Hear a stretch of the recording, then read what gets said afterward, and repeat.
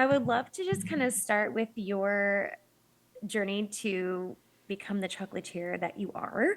And I do want to dive into like I love nerding out and my listeners love nerding out on the sciencey part of, we talked about adaptogenics and all that. But you you've studied a lot, you've traveled a lot, you've seen a lot, and that has like come to fruition to this business that you have. So just kind of share your journey to get to where you are and starting going down this path, this wellness path that you're on right now.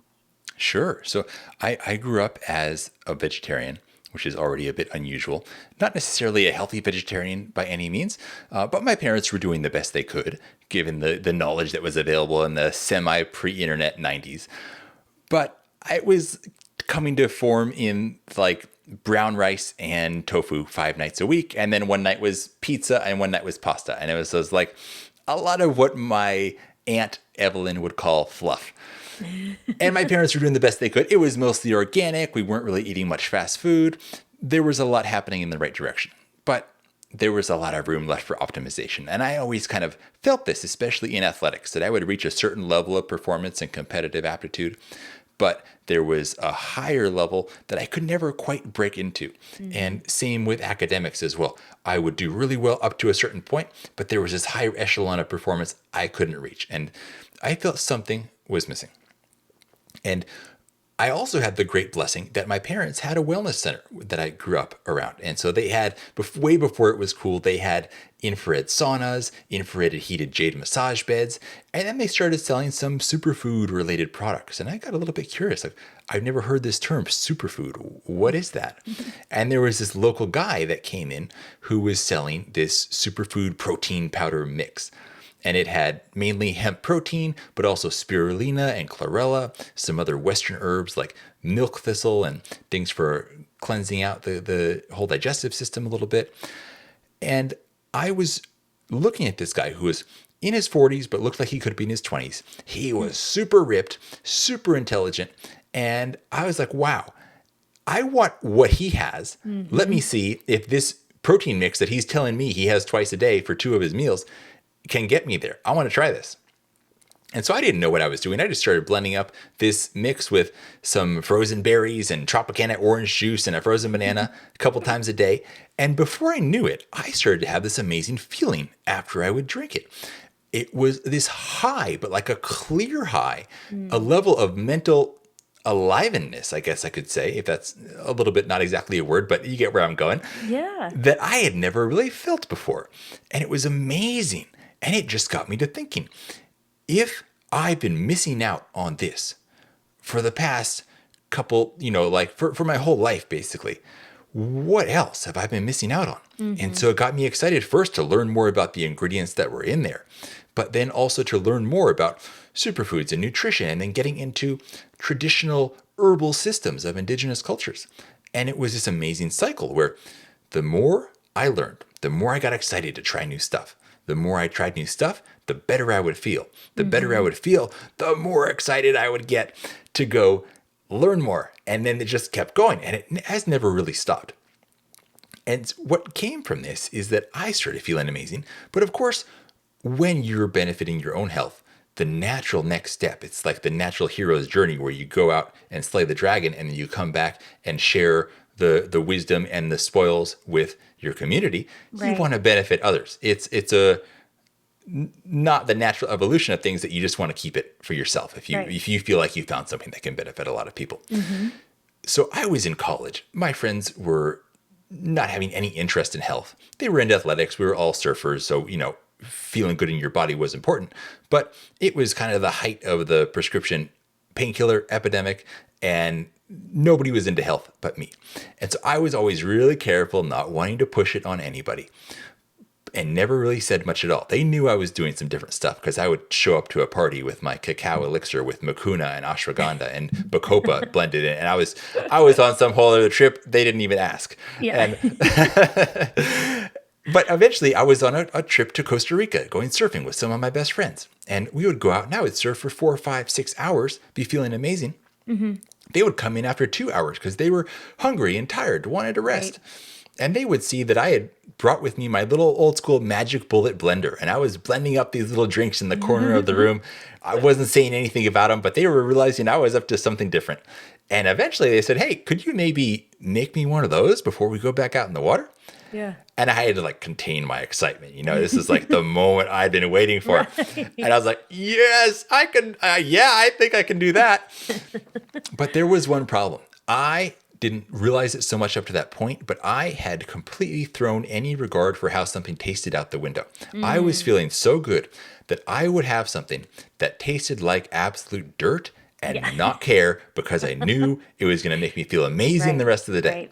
Right. This is not the case for all people. Yeah. Not the case for most people. Yes, this is true. So the problem was they were struggling to get it down.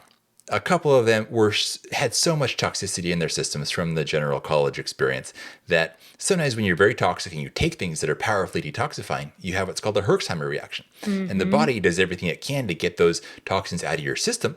Yep. And sometimes that's back out through the way they came in. And so two of the guys were vomiting before they even finished the drink. Oh my God. And so I had a realization like, oh, this moment I've been building up to did not quite pan out. It didn't happen as planned. And I realized if I'm going to have a long-term beneficial effect on anybody more than just myself, really have some beneficial effect in the world, I've got to figure out how to make the things that I'm passionate about, these top of the line health foods and herbs and supplements, etc., taste so good that they come in a delivery system to people, that people eat and drink them simply because they taste amazing. And they just so happen to be insanely beneficial as an afterthought. Yep. And it was shortly thereafter that I started learning more and more about cacao. And this kind of boggled my mind in the beginning because generally with foods, there's a pretty big divide. It's like the Grand Canyon. On one side, you have the things that are traditionally considered to be good for you, but everybody thinks it tastes kind of bad. You're sacrificing the food experience for health. Right. On the other side, you have the foods that everybody loves to eat, and everybody pretty much realizes for the most part, at least if they look into it a little bit, that they're not so good for you.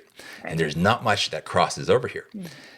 And the concept of cacao as a superfood really boggled my mind at first because I said, wait, that's something that I only know of as like Hershey's instant chocolate, hot chocolate that I would have, when I was a kid sometimes. Why is this being sold amongst the superfood products? And I started to learn that, this actually has been totally mixed in and destroyed in a way in the modern world that has taken it away from its noble status. And it can be such an incredible superfood, being the highest food source of antioxidants, the highest food source of magnesium, great for chromium, zinc, different neurotransmitters that make you feel amazing, things like phenylethylamine and serotonin and dopamine. And so I thought, wow, this is really crazy. This is like a little bridge growing across that Grand Canyon that could get you from one side to the other side, because you kind of change your taste for food as you get healthier. You stop craving the ultra sweet chocolate. You stop craving the milk chocolate, and you develop more of a palate for the dark chocolate, because it's your cravings and addiction to certain flavors, but also the microbes in your gut influence what you crave. So as your gut health changes, your cravings change. So I thought, if I can use this, I can use this as kind of the gateway superfood to start the shift in people. Any of my college friends would have a bar of chocolate. Not any of them would want to have my dirt tasting smoothie. This can really, get me started doing something. And as I was getting more into these traditional herbal systems, a lot of these powerful herbal ingredients have very bitter flavors to them. And those bitter compounds are the medicinal compounds.